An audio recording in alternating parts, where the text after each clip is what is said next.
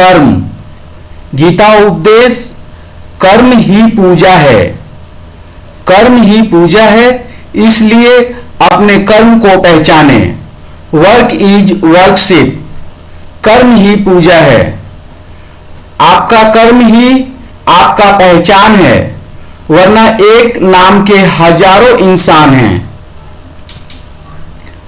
दुनिया में जिंदा रहने के लिए सभी प्रकार के जीवों को नियम से कर्म करना पड़ता है। जैसे जानवर भी जहरीले फल न खाकर उपयोगी फल खाता है। निकम्मे लोगों का अपने काम और जिम्मेवारी से बचने के बहाने मुंह फुलाना, बहस, झगड़ा, लड़ाई करना, दूर करना या दूर होना, मुंह छुपाना, अपना कानूनी अधिकार दूसरों को देकर दूसरों का कानूनी अधिकार छीनना। Always give solution instead of problem. We cannot solve our problems with the same thinking that created them. Things won't change unless you change you. Sometimes the easiest way to solve a problem is to stop participating in the problem. Every problem has a solution. You just have to be creative enough to find it. I do not fix problems. I fix my thinking. Then problems fix themselves. To solve a problem, you have to recognize your share of responsibility. If you only blame to others, you will never solve it. Always give solution instead of problem. इसका मतलब है कि हमें हमेशा समाधान देना है, समस्या नहीं बतानी। We cannot solve our problems with the same thinking that created it. हम किसी समस्या को जब तक सॉल्व नहीं कर सकते तब तक कि अपनी थिंकिंग चेंज करें जिससे यह समस्या उत्पन्न हुई है। Thinking want change unless you change you. Things want change unless you change you. चीजें जब तक नहीं बदलेंगी जब तक आप अपने को चेंज नहीं करते। Sometimes the easiest way to solve the problem is to stop participating in the problem. कभी कभी समस्या का समाधान करने का आसान तरीका होता है कि समस्या में शामिल होना छोड़ दीजिए। Every problem has solution. You just have to be creative enough to find it. दुनिया में सभी समस्याओं का समाधान है, बस आपको अपने दिमाग का इस्तेमाल करके और अनुभव का इस्तेमाल करके उसका सॉल्यूशन खोजना है। I do not fix problem. मैं समस्या का समाधान नहीं करता। I fix my thinking. मैं अपनी थिंकिंग चेंज कर लेता हूं। Then problem fix themselves. समस्या अपने आप सॉल्व हो जाती है। इसका मतलब है कि मैं समस्या को सॉल्व नहीं करता, मैं अपनी थिंकिंग चेंज कर लेता हूं, अपनी सोच बदल लेता हूं, तो प्रॉब्लम अपने आप सॉल्व हो जाती है। To solve a problem you have to recognise your share of responsibility. अपने समस्या का समाधान ढूंढने के लिए आपकी जिम्मेदारी, आपके हिस्से की जिम्मेदारी क्या है, उसको पहले पहचानना पड़ेगा। If you only blame the others you will never solve it. आप हमेशा दूसरों को दोष दोगे तो यह कभी सॉल्व नहीं होगी।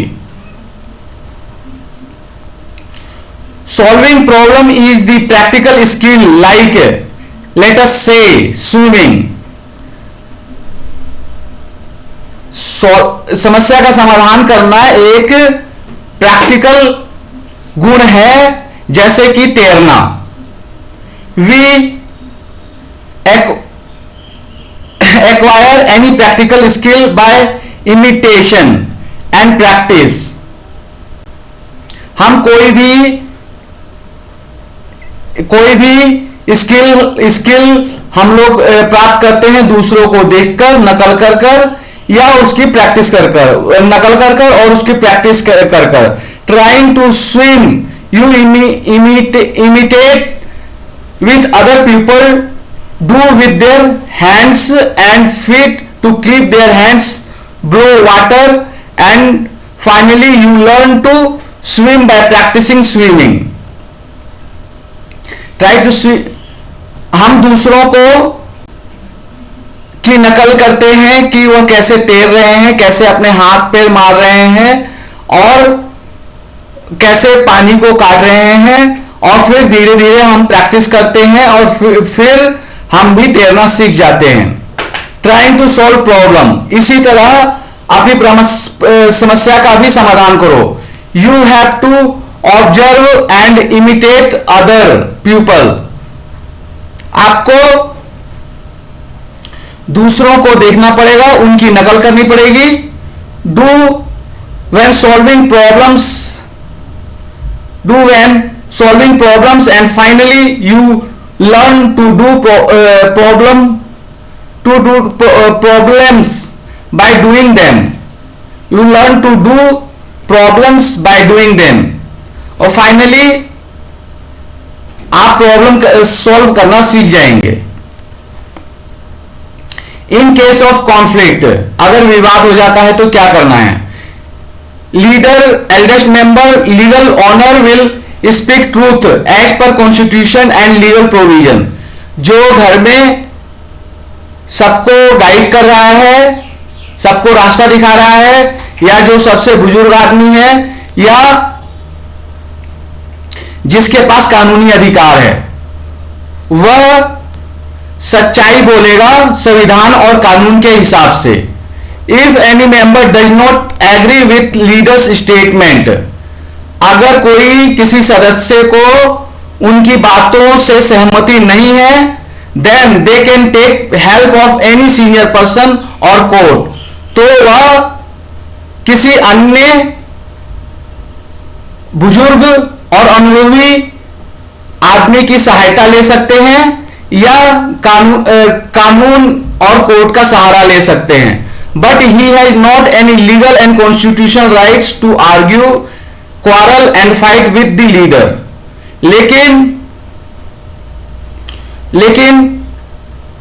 लेकिन उसको कोई कानूनी संवैधानिक अधिकार नहीं है कि वह बहस करे, झगड़ा करे या लड़ाई करे घर के लीडर के साथ, या जो घर का मालिक है उसके साथ, या जो सबसे अनुभवी और घर का मालिक है उसके साथ। अधिकार और कर्तव्य, लोग अपने कर्तव्यों को भूल जाते हैं पर अधिकारों को याद रखते हैं।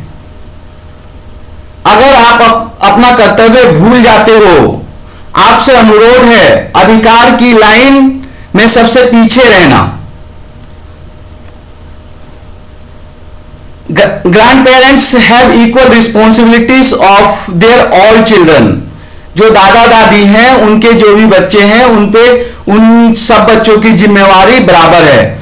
Constitution and law do not allow to discriminate between their own children.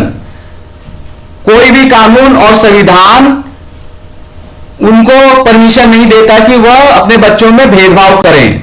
Suppose anyone has 5 children, then they must expend their earning efforts, privileges and support to all their children equally. मान लीजिए किसी के पास 5 बच्चे हैं, तो उनको जो भी उनकी संपत्ति है, जो भी उनकी कमाई है, जो भी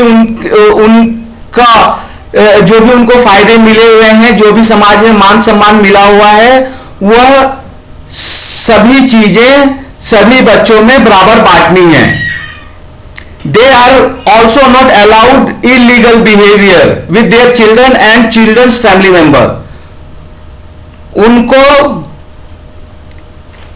अपने बच्चों के साथ और अपने बच्चों के साथ भी गैर कानूनी और गैर संवैधानिक व्यवहार करने का कोई अधिकार नहीं है। यह कानूनी अपराध है जिसके लिए उनको सजा मिल सकती है। प्रॉपर्टी सर्कल, संपत्ति का जो सर्कल है वह इस तरह से बनता है। प्रॉपर्टी एंड प्रिविलेजेस, संपत्ति और सभी तरह की चीजें जो एक आदमी को मान सम्मान दिला सकता है। Property and privileges of parents of husband and wife go to them respectively, यानी कि जो हस्बैंड और वाइफ है उनके माता पिता की प्रॉपर्टी उनके पास आती है। जैसे वाइफ के माता पिता की प्रॉपर्टी उनके पास आएगी और हस्बैंड के माता पिता की प्रॉपर्टी हस्बैंड के पास आएगी। तो जो husband can take decision on his property earnings homework, जो उस पति की संपत्ति होगी, उसकी कमाई होगी और जो भी उसके काम होंगे या जो भी सुविधा होंगी, जो भी चीजें होंगी, उन पर हस्बैंड को अधिकार होगा डिसीजन लेने का। Wife can take decision on her property earnings homework, पत्नी को जो उसके माता पिता से संपत्ति मिली हुई है या जो उसने कमाई है या जो भी संपत्ति उसकी है, उसके ऊपर डिसीजन लेने का उसका अधिकार है। लेकिन हस्बैंड और वाइफ एक दूसरे के साथ रह सकते हैं, लेकिन हस्बैंड की प्रॉपर्टी हस्बैंड की मर्जी के विरुद्ध जाकर वाइफ नहीं ले सकती और वाइफ की प्रॉपर्टी हस्बैंड के बिना मर्जी के वाइफ नहीं ले सकती। और हस्बैंड और वाइफ की प्रॉपर्टी, कमाई और जो भी चीजें हैं वह उनके बच्चों को जाती है और वाइफ की भी जो भी कमाई उसके पेरेंट्स से मिली हुई प्रॉपर्टी और जो भी कमाई है वह उसके चिल्ड्रन को जाती है। अगर हस्बैंड या वाइफ अपनी संपत्ति या अपने जो भी अधिकार हैं वह किसी और को देते हैं या अपने भाई बहन को देते हैं, अपने भाई बहन को बच्चों को देते हैं, तो वह अपने बच्चों का अधिकार छीन रहे हैं। यह गैर कानूनी और गैर संवैधानिक है। Parents will behave with their children as per provision of JJ act, बच्चे किसी की संपत्ति नहीं है, उनको हर पेरेंट्स को अपने बच्चों के साथ juvenile justice care and protection of children act के हिसाब से डील करना है। Children also have legal rights on their property of their father and mother, बच्चे को अपने मां बाप की संपत्ति पर पूरा अधिकार है। Which will go to their children, जो बच्चों के पास जाएगी।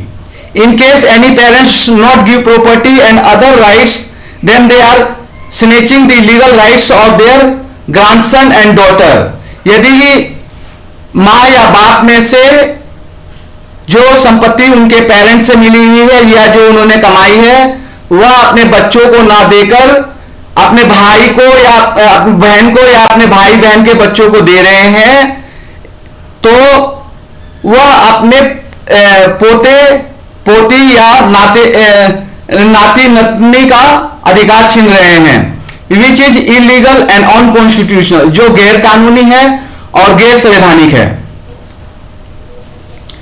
Network chart, educated, uneducated, educated, यह नेटवर्क चार्ट है कि हमें काम कैसे करना है। तो काम करने के लिए मान लीजिए हमारे पास कोई आता है, तो हमारे पास कौन आएगा, वह अनएजुकेटेड हो सकता है, एजुकेटेड हो सकता है, प्रोफेशनल हो सकता है और स्किल्ड हो सकता है, और हमारे पास आता है नौकरी के लिए। Uneducated, educated, professional, skilled will get job from, ये लोग हमारे पास जॉब के लिए आते हैं या जॉब ढूंढते हैं, तो इनको जॉब इन तीन तरह के इंस्टीट्यूशन से मिलेगी। या तो अनपढ़ आदमी, अनस्किल्ड व्यक्ति जो काम कर रहा हो उसके साथ काम में लग जाए, या एजुकेटेड व्यक्ति जो काम कर रहा हो उसके साथ काम में लग जाए, या प्रोफेशनल व्यक्ति जो काम कर रहा हो उसके साथ काम में लग जाए। और ये लोग जॉब ले सकते हैं। संविधान में और कानूनों में लगभग 2 करोड़ नौकरियां हैं, उनसे भी नौकरी ले सकते हैं। और non formal sector, non registered units comes under this sector. ये लोग नौकरी जो ले सकते हैं वह नॉन फॉर्मल सेक्टर से भी ले सकते हैं। नॉन फॉर्मल सेक्टर जैसे किसी ने दुकान खोल ली, किसी ने फैक्ट्री खोल ली, किसी ने और कोई रोजगार खोल लिया, लेकिन उसको रजिस्टर्ड नहीं कराया। रजिस्ट्रेशन जो होते हैं वो 11 तरह के रजिस्ट्रेशन होते हैं। यह 11 तरह के रजिस्ट्रेशन में से कोई भी रजिस्ट्रेशन नहीं कराया और सारी कानूनी प्रक्रिया फॉलो नहीं कर रहे हैं, तो वह नॉन रजिस्टर्ड सेक्टर में आएंगे और यह लोग ज्यादा आगे नहीं बढ़ पाएंगे। Non registered sectors, non registered units comes under this sectors. Formal sectors units, there are 11 types of formal organisation. Formal sector जो होते हैं वह रजिस्टर्ड होते हैं, वो 11 तरह के रजिस्टर्ड ऑर्गेनाइजेशन है जिनका विवरण नीचे दिया गया है। और यह सारी प्रक्रिया जो है वह regulated by the provisions of law and constitution. यह नियमित की जाती है, चलाई जाती है कानूनों के हिसाब से और संविधान के हिसाब से। By following above given chart, we will provide employment and opportunities to all our members and supporters. ऊपर दिए गए चार्ट को फॉलो करके हम सभी अपने सदस्यों को और हमें समर्थन देने वाले लोगों को नौकरी दिलाने में समर्थ होंगे, जिस to increase our network among and within the parliamentary constituencies area, जिससे हमारा नेटवर्क सभी पार्लियामेंट्री कॉन्स्टिट्यूएंसीज में और कॉन्स्टिट्यूएंसीज के अंदर बढ़ेगा।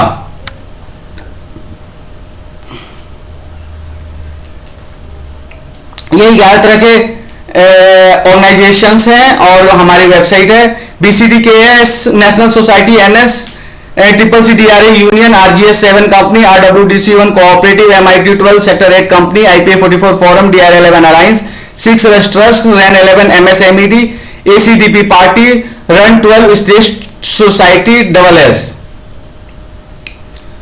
और इसमें हमें यह सब चेक करनी है। इसमें हमें काम करने के लिए, इसकी वेबसाइट बनाने के लिए हमें पहले 2 इसी तरह की वेबसाइट देखकर उसमें से हम अपनी वेबसाइट बना सकते हैं और डिटेल हम और सब वेबसाइट से या यूट्यूब से ले सकते हैं। तो जो चेक करने वाली हैं वो चीजें हैं वो है security, SEO, team, leader, website, organisation, mobile number, email, bank account, payment system, address, Facebook, YouTube, WhatsApp, Twitter, Instagram, TikTok, LinkedIn, other. Every week make one video in English and one video in Hindi. Red spices, orange vegetables, yellow grain and dairy products, green fruits, blue natural products, indigo home remedy, violet Ayurved. Visit at least 2 websites of similar types of organizations out of above given 11 types of organization before working on our 11 websites on 11 types of organization। जो हमारी 11 websites हैं उन पे काम करने के लिए उसी तरह की वेबसाइट, कम से कम 2 वेबसाइट्स को देखें और उसमें से देखकर अपनी वेबसाइट बनाएं और अधिक जानकारी वेबसाइट्स और यूट्यूब्स और अन्य माध्यमों से लें। Network of any one of 11 types of organization start from any Lok Sabha constituency and it's spread to all 543 Lok Sabha constituency। जो हमारा नेटवर्क का काम है वह एक व्यक्ति से भी, एक लोकसभा क्षेत्र में एक व्यक्ति से भी स्टार्ट हो सकता है और धीरे धीरे फैलते फैलते सभी 543 लोकसभा कॉन्स्टिट्यूएंसीज में फैल सकता है। यानी कि स्टार्ट करना दुनिया का सबसे आसान काम है। एक व्यक्ति की बात करें तो एक व्यक्ति हम खुद हैं, तो एक व्यक्ति हम खुद हैं तो हम एक जगह से लड़ सकते हैं। तो एक जगह से इलेक्शन अगर हम लड़ते हैं तो हमारी शुरुआत हो सकती है। तो शुरुआत एक व्यक्ति से भी की जा सकती है। Participation in all election is mandatory for everyone to protect their constitutional rights. हमें वोट का अधिकार मिला हुआ है, जिसका मतलब है कि अपने प्रतिनिधि को चुनना, और हमारा कोई प्रतिनिधि नहीं है तो खुद प्रतिनिधि बनना या किसी को बनवाना, और यह बहुत जरूरी है सभी के लिए, जिससे उनके संविधान सुरक्षित रहें। Everyone must participate in election as they participate in festival and other occasion. सभी को चुनाव में जरूर पार्टिसिपेट करना चाहिए, जैसे वह अपने त्योहारों में या अन्य सभी गतिविधियों, शादी वगैरह में शामिल होते हैं, वैसे उन सबसे ज्यादा जरूरी चुनाव में भाग लेना है, इसलिए चुनाव में जरूर भाग लें। Make best plan and work continuously and with patience. सबसे अच्छा प्लान बनाएं और उस पर लगातार धैर्य के साथ काम करते रहें। As much network of individuals and organisation increase, that much chances of winning election will increase. जितना आप लोगों का और या संगठनों का नेटवर्क जितना आप बढ़ाएंगे, उतना ही आपके चुनाव जीतने की संभावना बढ़ती जाएगी। इसका मतलब ये नहीं कि आपको इलेक्शन जीतना ही है, आप अपना, अगर आपका नेटवर्क नहीं है तो आप अपना नेटवर्क बढ़ाने के लिए चुनाव लड़िए, और अपना नेटवर्क जब तक बढ़ाते रहिए तब तक कि आप चुनाव नहीं जीत जाते। So work as per our best plan continuously and with patience, definitely success will be ours. तो अपने प्लान के हिसाब से काम करें और पूरी गारंटी के साथ आपको सफलता जरूर मिलेगी। यह वीडियो देखने के लिए आपका बहुत बहुत धन्यवाद।